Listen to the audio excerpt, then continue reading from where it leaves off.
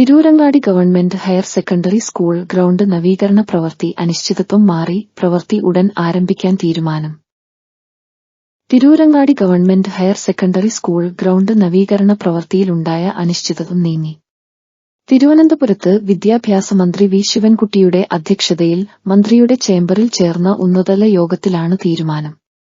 ഒരാഴ്ചയ്ക്കുള്ളിൽ പുതിയ ഡിസൈൻ നിർവഹണ ഏജൻസിയായ കിറ്റ്കോ തയ്യാറാക്കുവാനും 2 ആഴ്ചയ്ക്കുള്ളിൽ കിഫ്ബി അംഗീകാരം നൽകുവാനും 1 മാസത്തിനുള്ളിൽ ടെൻഡർ ചെയ്യാനും 6 മാസത്തിനുള്ളിൽ നിർമ്മാണം പൂർത്തീകരിക്കുവാനും തീരുമാനമായി. തീരുമാനം നടപ്പിലാക്കുന്നതിൽ വീഴ്ച വരുത്തരുതെന്ന് മന്ത്രി ബന്ധപ്പെട്ട ഉദ്യോഗസ്ഥർക്കും കിഫ്ബി, കിറ്റ്കോ ഏജൻസികൾക്കും കർശനമായ നിർദ്ദേശം നൽകുകയും ചെയ്തു.